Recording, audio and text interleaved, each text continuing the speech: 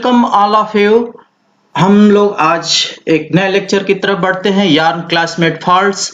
इस लेक्चर के माध्यम से हम यार्न में जो जनरली फॉल्ट होते हैं उस फॉल्ट को समझेंगे। कौन कौन से फॉल्ट होते हैं यार्न में, किस कैटेगरी के फॉल्ट हैं, कौन से फॉल्ट एक्सेप्टेबल हैं, कौन से फॉल्ट जो है नॉट एक्सेप्टेबल हैं, इट मीन्स कि कौन से फॉल्ट जो है ऑब्जेक्शनेबल है, कौन से फॉल्ट जो है नॉन ऑब्जेक्शनेबल फॉल्ट है।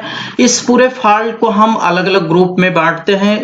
जो है जो हमारे यार्न में फॉल्ट है उसकी लेंथ क्या है, डायमीटर क्या है, इस कैटेगरी वाइज हम फॉल्ट को जो है कैटेगराइज करते हैं और जो है हम फॉल्ट को अलग अलग ग्रुप में रख करके यार्न के फॉल्ट को देखते हैं कि फॉल्ट्स के लेवल यार्न में क्या है। तो आइए इस लेक्चर के माध्यम से हम इस यार्न में जो फॉल्ट है उसको अच्छी तरीके से समझेंगे। आगे बढ़ते हैं। यार्न फॉल्ट्स, जनरली जो यार्न में फॉल्ट होते हैं वो आप यहाँ पे इस जो है देख रहे होंगे। एक हमारा ये नॉर्मल यार्न है, नॉर्मल डायमीटर है यार्न का। इस यार्न के डायमीटर में जो है एक कम लेंथ में यानी 0.1 to 1 सेंटीमीटर लेंथ में अगर जो है डायमीटर सडन बढ़ जाता है तो इस तरीके का जो फॉल्ट होता है उसको जनरली नेप्स जो है नेप्स की कैटेगरी में, नेप्स के वजह से ये फॉल्ट जो है क्रिएट होता है। ये आप जो है शॉर्ट डिफेक्ट देख रहे हैं, इसको हम जो है जनरली स्लब्स कहते हैं। ये जो है इस एरिया में अगर डायमीटर जो है यार्न में जो है डायमीटर जो है सडन जो है बढ़ जाता है तो ये जो है फॉल्ट जो है आपका जो है स्लब्स के लेवल में आता है। आपका जो है लॉन्ग थिक प्लेसेज है, ये थिक दोनों ही, ये तीनों ही थिक प्लेसेज हैं, लेकिन ये नेप्स की कैटेगरी में जो है स्लब में, और ये जो है लॉन्ग डिफेक्ट है आपका जो है थिक प्लेसेज है। ये थिन प्लेसेज है यानी नॉर्मल डायमीटर से आपका यार्न का डायमीटर सडन जो है अगर कम होता है तो इस प्लेस को, इस फॉल्ट को हम जो है थिन प्लेसेज कहेंगे। यहाँ पे भी आप ये जो थिन प्लेसेज देख रहे हैं यार्न में, आपका जो है थिक प्लेसेज है जो स्लब है, स्लब इसको हम इस फॉल्ट को जो है स्लब कहते हैं। जनरली ये ड्राफ्टिंग से जो है ये स्लब्स जो है ड्राफ्टिंग से क्रिएट होते हैं। ये थिन प्लेसेज भी जो है ड्राफ्टिंग से ही जो है जनरली क्रिएट होते हैं। ये आपका जो है फिश फायर, ये जो है क्रैकर है आपका, ये स्पन इन फॉल्ट है, ये आपका जो है फ्लाई फाइबर की वजह से फॉल्ट क्रिएट होता है। ये पिसिंग से जो है फॉल्ट जनरली जो है क्रिएट होता है, और ये नेप्स का फॉल्ट है। और नेप्स जनरली हमारी अगर पुअर जो है नेप्स जो है जिनिंग्स में और कार्डिंग में जो है क्रिएट होती हैं। अगर अनमेच्योर फाइबर हो तो नेप्स जनरेशन होगा और इस टाइप के जो है फॉल्ट्स जो है आपको मिलेंगे। तो ये हमारे जनरली यार्न में फॉल्ट होते हैं और इस फॉल्ट को जो हम लेंथ वाइज और डायमीटर वाइज जो है फॉल्ट को कैटेगराइज करते हैं। और कुछ फॉल्ट जो होते हैं जनरली जो है ज्यादा जो है फ्रीक्वेंटली अकर होते हैं, कुछ फॉल्ट जो है रेयरली कम आते हैं। तो इस तरीके से आगे हम बढ़ते हैं और फॉल्ट को देखते हैं। कैटेगरीज ऑफ फॉल्ट्स, यहाँ पे जो है हम फॉल्ट्स को देख रहे हैं। तो yarn fault categorize on the basis of cross sectional size, यानी जो है हम फॉल्ट को जो है उसके क्रॉस सेक्शन के डायमीटर के रिस्पेक्ट में जो है कैटेगराइज करेंगे। Length and frequency of occurrence, उसकी जो है उस फॉल्ट की लेंथ कितना है और उस फॉल्ट का जो है डायमीटर कितना है और उस फॉल्ट की फ्रीक्वेंसी ऑफ अकरेंस कितना है, यानी कि कितने लेंथ के बाद जो है वो फॉल्ट हमारा रिपीट हो रहा है। तो इस तरीके से फॉल्ट को हम जो है कैटेगराइज करते हैं। अनिमनेस और इरेगुलरिटी, इम्परफेक्शन और ऑब्जेक्शनेबल फॉल्ट, यानी ये जो हमारे फॉल्ट के जो है कैटेगरी होंगे। ये आप जो फिगर देख रहे हैं ये हमारी जो है वाइंडिंग मशीन का जो है फिगर है। वाइंडिंग मशीन का जो एक पर्टिकुलर स्पिंडल का फिगर है।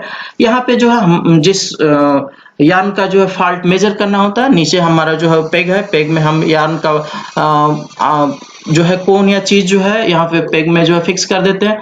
उसको यहाँ क्रिल टेंशन से पास करते हुए सेंसर है और सेंसर से पास करते हुए इस तरीके से हम वाइंडिंग ड्रम से होते हुए वाइंडिंग रोलर पे जो है वाइंडिंग चीज या कोन पे जो है हम इसको जो है वाइंड अप करते हैं।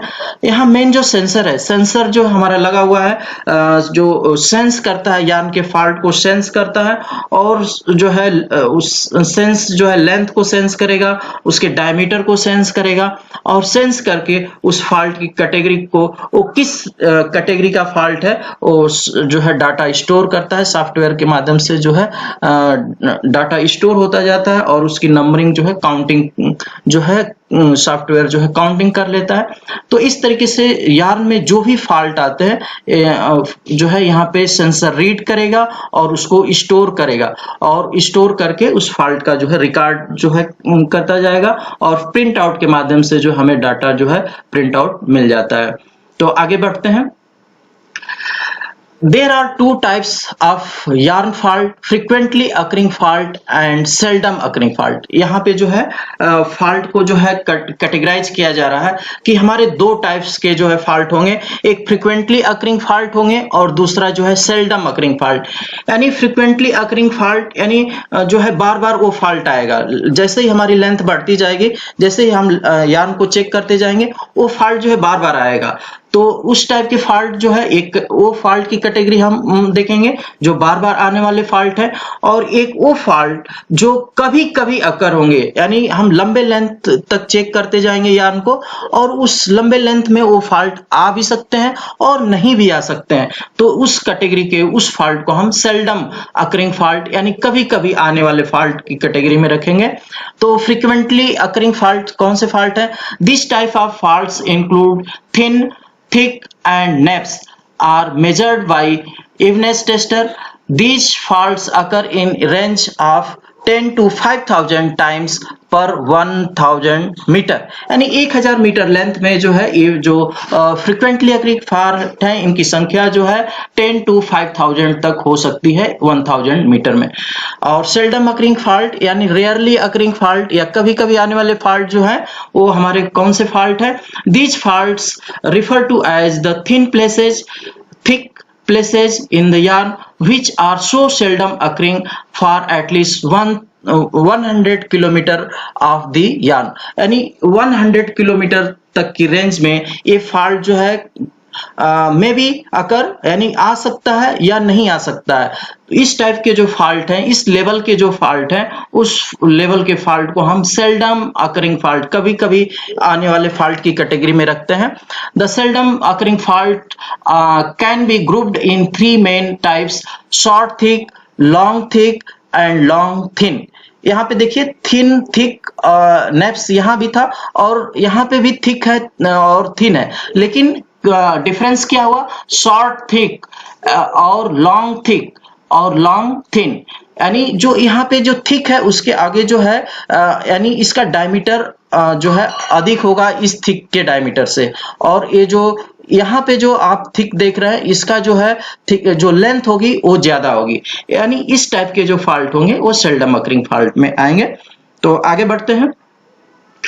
जो आपने ऊपर फॉल्ट सेल्डम और फ्रीक्वेंटली अकरिंग फॉल्ट देखा, उसको हम यहाँ पे क्लासिफिकेशन जो है यार्न के डायमीटर से जो है हम देखेंगे कि कौन कौन से फॉल्ट जो है सेल्डम होंगे और कौन कौन से फॉल्ट जो है फ्रीक्वेंटली अकरिंग फॉल्ट होंगे। तो आप ये 0% देख रहे हैं, ये हमारा जो यार्न की लाइन है, ये आप जो है ये लाइन देख रहे हैं ऑरेंज लाइन, ये हमारी यार्न नॉर्मल यार्न डायमीटर है। जो भी यार्न हमारा जिस भी काउंट का यार्न है उसका जो नॉर्मल डायमीटर है वो इस यार्न का ये डायमीटर है।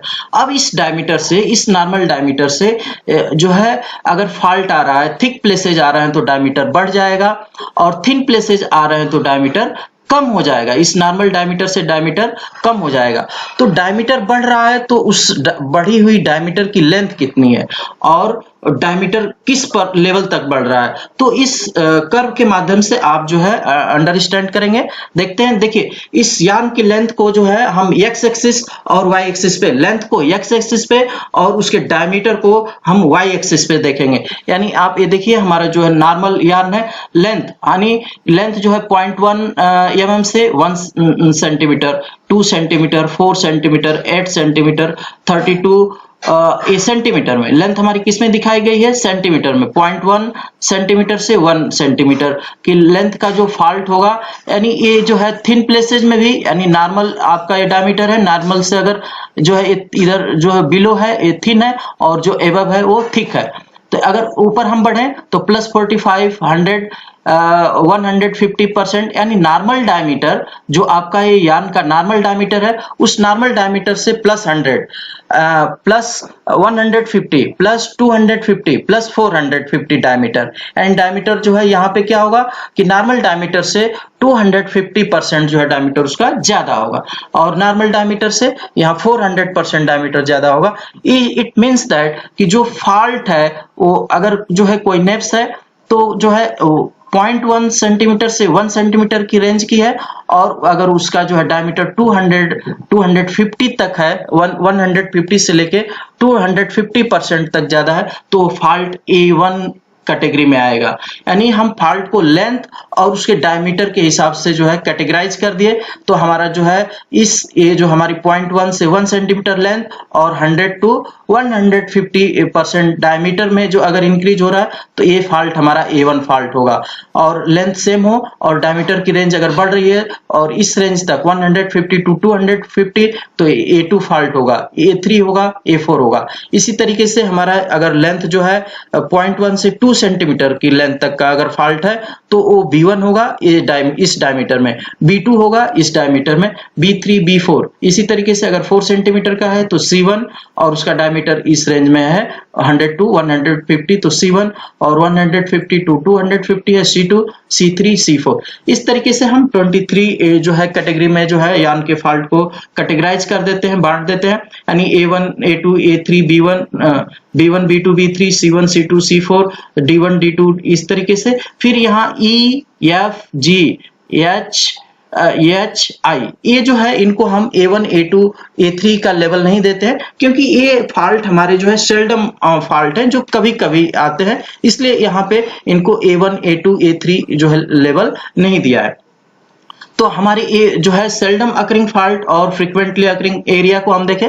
आप एक कर्व जो है देख रहे हैं, इस कर्व से जो हम एरिया को डिवाइड कर रहे हैं यानी इस कर्व से जो है ऊपर की रेंज, ये जो ऊपर की रेंज होगी ये area of the seldom occurring faults, ये जो है सेल्डम अकरिंग फॉल्ट की होगी। जैसे ये नेप्स है, ये शॉर्ट जो है स्लब्स है, ये लॉन्ग जो है थिक है और इधर जो है लॉन्ग थिन है। ये लॉन्ग थिन, लॉन्ग थिक और स्लब्स और एनेप्स यानी इस रेंज से यानी C3 एरिया है तो ये सेल्डम अकरिंग में आएगा। यानी ये फॉल्ट जो है कभी कभी आएगा यान में या नहीं आएगा, ये हो सकता है। और अगर ये जो A1 A2 A3 ये जो फॉल्ट है D1 C2 और इस लेवल के जो फॉल्ट है, ये जो फॉल्ट है आपके ये जो एरिया है ये फ्रीक्वेंटली अकरिंग यानी यार्न में जो है बार बार ये फॉल्ट आ रहे हैं, लेकिन ये फॉल्ट को हम एक्सेप्ट करते हैं। एक्सेप्ट इसलिए करते हैं कि इस फॉल्ट का यार्न से जब हम फैब्रिक बनाते हैं तो ये फॉल्ट जो है उस फैब्रिक में छुप जाते हैं या अपीयर नहीं होते हैं। यानी इस फॉल्ट का फैब्रिक के क्वालिटी पे बहुत मेजर इफेक्ट नहीं होता है, इफेक्ट नहीं पड़ता है, क्वालिटी डिटोरिएट नहीं होती है। लेकिन अगर ये फॉल्ट है तो ये फॉल्ट फैब्रिक में अपीयर होते हैं। सेल्डम अकरिंग फॉल्ट का जो है फैब्रिक के अपीयरेंस पे जो है इफेक्ट आता है, इसलिए हम इस फॉल्ट को रिमूव करते हैं। यार्न में जो है वाइंडिंग में जो है जो हमारा सेंसर है इस फॉल्ट को रिमूव कर देता है। जो सेल्डम अकरिंग फॉल्ट है, जो कर्व आप एरिया देख रहे हैं, कर्व से ऊपर के जितने भी फॉल्ट अगर आते हैं तो हमारा सेंसर सेंस करेगा, कटर तुरंत उसको कट करेगा और कट करके उसको जो है रिमूव कर देता है। रिमूव करने के बाद फिर पिचिंग करता है और फिर हमारी वाइंडिंग कंटिन्यू होती है। तो इस तरीके से जो फॉल्ट के रेंज है यानी ये कर्व से ऊपर के जो सेल्डम अकरिंग फॉल्ट है वो रिमूव किए जाएंगे और जो एरिया जो आप फ्रिक्वेंटली अकरिंग फॉल्ट है ये यार्न में जो है वाइंड अप कर लिए जाते हैं। यानी ये एक्सेप्टेबल फॉल्ट है और ये नॉट एक्सेप्टेबल फॉल्ट है। तो मैं समझता हूं कर्व आप समझ गए होंगे। आगे बढ़ते हैं। Classification of fault, this will provide a details breakup of yarn. जो हम आपको ऊपर जो है ब्रेकअप बताए हैं उसी का यहाँ पे जो है डिटेल आपको दिया जा रहा है। This will provide a detail breakup of yarn faults based on the length and dimension of the fault. There length और डायमेंशन के हिसाब से हम फॉल्ट को जो है कैटेगराइज करते हैं। There are totally 23 types of fault, 23 category में हम फॉल्ट को जो है कैटेगराइज करते हैं। Each fault is identified by an alphabet and number alphabet and number, यानी A1 ए आपका अल्फाबेट हो गया, 1 जो है नंबर हो गया, तो A1 A2 A3 इस तरीके से हम फॉल्ट को कैटेगराइज करते हैं। The alphabet A to G indicate the thick yarn, यानी आप ऊपर की एरिया देखें, A to G, A और आपकी G, ABCDEFG, यानी ये जो नॉर्मल आपका यार्न है, नॉर्मल यार्न है, इस नॉर्मल यार्न से ऊपर यानी कि ये सारे फॉल्ट है, यानी ये थिक फॉल्ट है, यानी इस ये फॉल्ट आते हैं तो नॉर्मल डायमीटर हमारा बढ़ रहा है।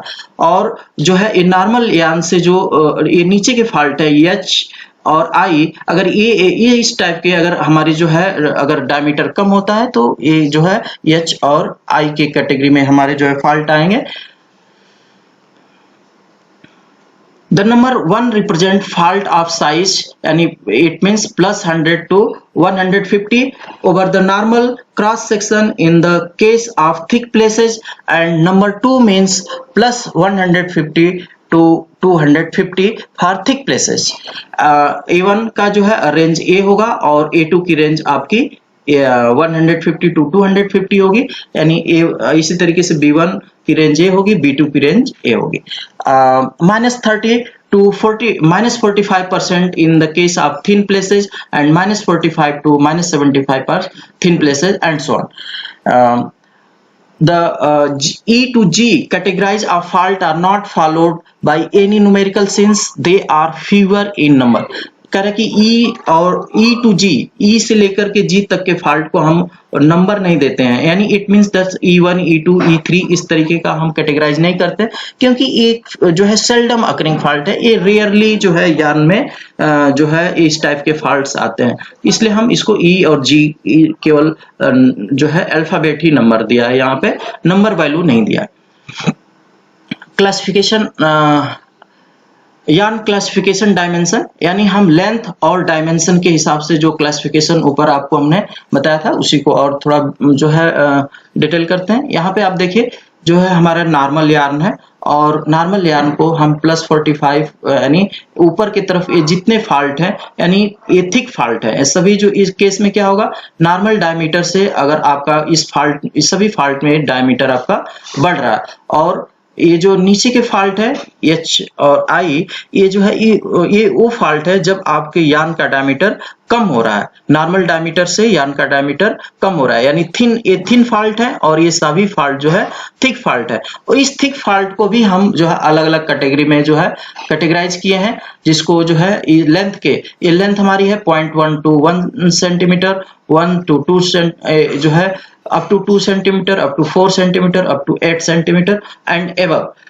जो है इस लेंथ का जो है फॉल्ट है, यानी जो F अगर हमारा फॉल्ट है तो 8 सेंटीमीटर से लेकर के और आपका जो है इस रेंज का 8 सेंटीमीटर एबव फॉल्ट का है, और G फॉल्ट है वो 32 सेंटीमीटर या एबव फॉल्ट है।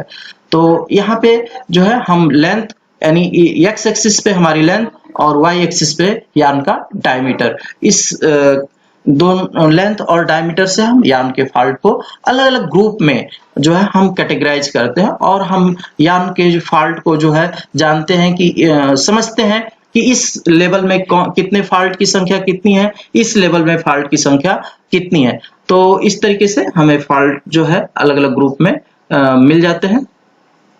और थोड़ा सा इसको हम डिटेल में देखते हैं। जैसे आपका ये नॉर्मल यार्न है, ये ऊपर की सभी यार्न जो है थिक एरिया के हैं, और नीचे ये नॉर्मल यार्न से जो है ऊपर के जितने भी फॉल्ट आ रहे हैं ये थिक फॉल्ट है, और नीचे जो आ रहे हैं थिन फॉल्ट है। ये देखिए यहाँ पे सभी थिन फॉल्ट है, ये आपके जो है थिक फॉल्ट है, और ये स्लब की कैटेगरी आपकी जो है, अगर इस लेवल से में अगर आपका यार्न आ रहा है तो ये स्लब्स की कैटेगरी में आते हैं। तो जब हमें यार्न जो है हम लोग जो है वाइंडिंग करते हैं, तो हमारा जो क्लियरर होता है, सेंसर होता है, उस सेंसर में जो है हम डिस्प्ले पे हम डाटा जो है हमें किस लेवल तक जो है फॉल्ट रखना है, किस लेवल तक नहीं रखना है, हम एक कर्व जो है फीड कर देते हैं उस डिस्प्ले के माध्यम से, फीड के माध्यम से। जैसे हम मान लीजिए हमें ये फॉल्ट नहीं रखने हैं, तो हम यहाँ पे कर्व को जो है इस तरीके से ले जाएंगे, या इस तरीके से ले जाएंगे, इस तरीके से, और कर्व ये हमारा जो है इस तरीके से आ गया। यानी जो ऊपर कर्व के ऊपर आपने जो कर्व के ऊपर वाली जो फॉल्ट है वो फाल्ट जब भी अगर वो फाल्ट आते हैं यान में, तो सेंसर हमारा उसको सेंस करेगा, कट कर देगा और कट करके फिर उस फाल्ट को जो है रिमूव करके और फिर उसकी पिचिंग करके वाइंड अप करता है। और नीचे के जो कर्व से नीचे की एरिया के फाल्ट होंगे वो यान में वाइंड अप होते जाते हैं। तो इस तरीके से हम यान के जो है फाल्ट को क्लासिफाई कर लेते हैं। और एक जो है कर्व के माध्यम से और हम ब्रीफ करते हैं। यहाँ पे देखिए, ये हमारा नॉर्मल यान है जो नॉर्मल यान के डायमीटर में फ्रिक्वेंटली अप डाउन हो रहा है। ये इस तरीके से जो है, ये इस तरीके से जो है, जो अप डाउन डायमीटर में हो रहा है, इसको हम अनइवनेस कहेंगे। इसको हम क्या कहेंगे? अनइवनेस कहेंगे। और देखिए, ये जो है हमारे फॉल्ट है, यानी ये फॉल्ट वो है जो नॉर्मल जो अनइवनेस आ रही है उससे जो है थोड़ा सा ज्यादा ये डायमीटर जो है थिक थिक हो रहा है। और ये जो फाल्टो है जो नॉर्मल जो अप डाउन हो रहा है यान में, उससे जो है थोड़ा सा ज्यादा ही थिन हो रहा है। तो इस जो दोनों, ये जो है सपोज दैट ये प्लस 50% है फॉल्ट और ये प्लस माइनस 50%, यानी प्लस 50% थिक और प्लस माइनस 50% थिन, यानी इस तरीके के ये दोनों फॉल्ट को हम क्या कहेंगे? इम्परफेक्शन। ये इसको हम क्या कहेंगे? इम्परफेक्शन कहेंगे। ये जो फॉल्ट है प्लस 100 यानी नॉर्मल डायमीटर से जो है आपका जो है 400 डायमीटर तक जो फॉल्ट आते हैं, इसको हम शॉर्ट थिक, यानी लेंथ कहाँ तक? 8 सेंटीमीटर तक, यानी 8 सेंटीमीटर लेंथ तक के फॉल्ट को जिनके डायमीटर जो है थिक एरिया में है, इस फॉल्ट को हम जो है क्या कहेंगे? शॉर्ट थिक फॉल्ट्स कहेंगे या स्लब कहेंगे। और ये जो है यहाँ पे देखिए 8 सेंटीमीटर से ज्यादा, 8 सेंटीमीटर से थिकनेस जो है, यार्न थिक है लेकिन उस लेंथ कितनी है? 8 सेंटीमीटर से ज्यादा है। ऐसे फॉल्ट को हम लॉन्ग थिक फॉल्ट कहेंगे। यानी ये ऐसे फॉल्ट आते हैं तो ऐसे फॉल्ट को हम क्या कहेंगे? लॉन्ग थिक फॉल्ट कहेंगे। और यहाँ पे देखिए लॉन्ग थिन फॉल्ट हमारे कौन होंगे?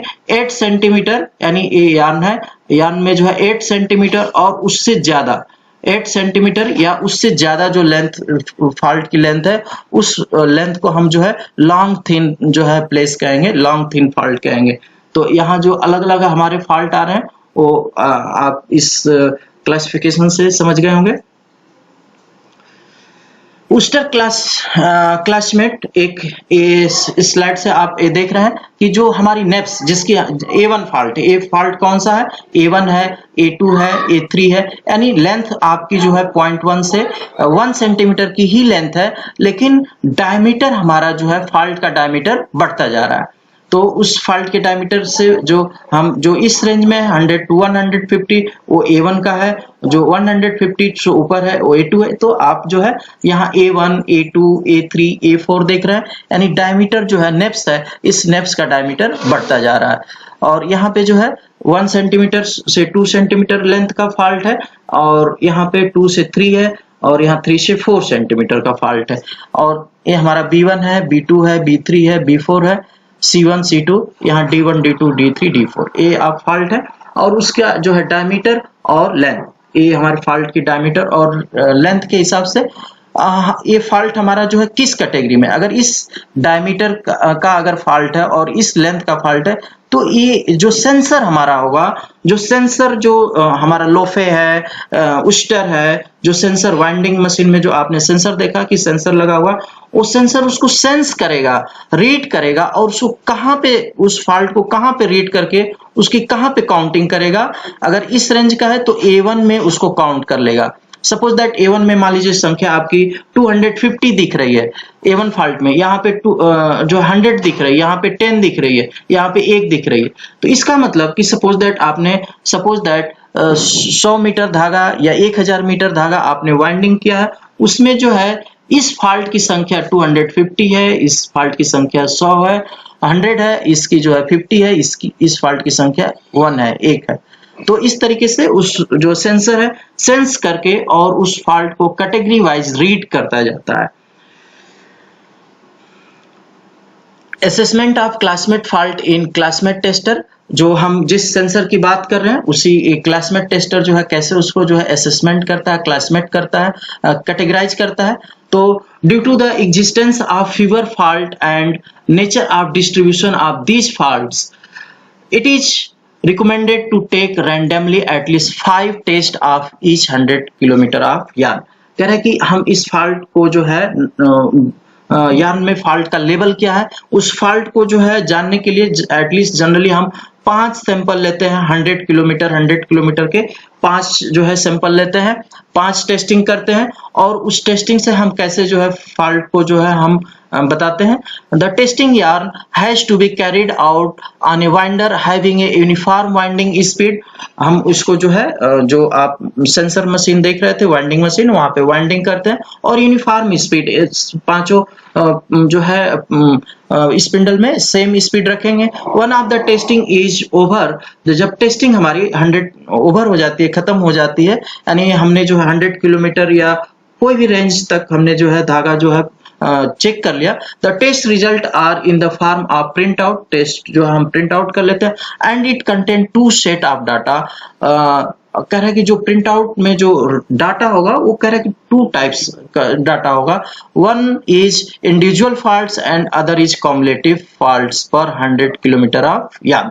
जो हमारा जो रिजल्ट आएगा वो इस तरीके से, इंडिविजुअल फॉल्ट यानी A1 फॉल्ट की संख्या कितनी है, A2 कितना है, B1 कितना है, B3 कितना है, D1 कितना है, D3 कितना है, ये सभी फॉल्ट इंडिविजुअल फॉल्ट है, यानी इनकी संख्या जो है कितनी है ये हमारा रिजल्ट बताएगा। एंड कॉम्युलेटिव फॉल्ट्स, और ये सभी का टोटल फॉल्ट्स भी हमें बताएगा कि टोटल हमारे कॉम्युलेटिव फॉल्ट्स जो है कितने हैं पर 100 किलोमीटर में, यानी 100 किलोमीटर में टोटल फॉल्ट की संख्या कितनी है ये भी हमें जो प्रिंट आउट बताएगा। कितने हमारे ऑब्जेक्शनेबल फॉल्ट हैं और कितने हमारे नॉन ऑब्जेक्शनेबल फॉल्ट हैं वो प्रिंट आउट जो है आपको बताएगा। तो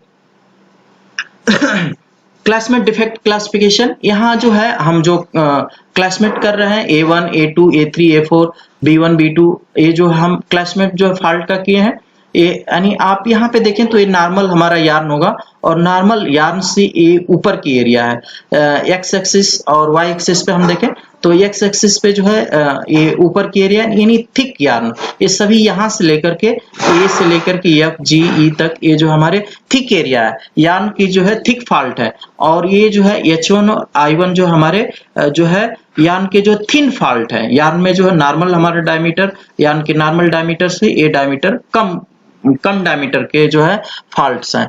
तो ये फॉल्ट जैसे A1 फॉल्ट है तो A1 फॉल्ट्स जो है क्यों, इसका रीजन क्या है, ये यहाँ पे हम फॉल्ट को कैटेगराइज किए हैं कि ये फॉल्ट A1 है, ये जो फॉल्ट A2 है, तो इसकी संख्या ज्यादा आ रही है या इस फॉल्ट की संख्या ज्यादा आ रही है या इस फॉल्ट की। तो हम किसी भी पार्टिकुलर जो एक सर्टेन लेवल से अगर कोई फॉल्ट की संख्या अगर ज्यादा आ रही है तो उसके काजेज क्या हो सकते हैं, कौन से कारण है जिसकी वजह से फॉल्ट जो है अकर हो रहा है।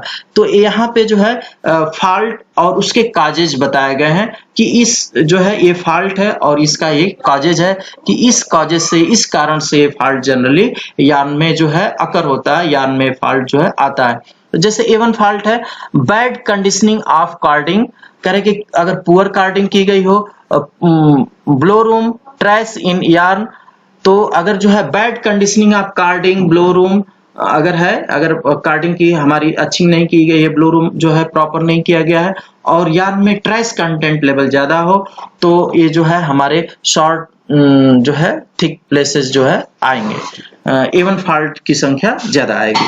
इसको जो है और हम डिटेल में जो है आगे देखते हैं।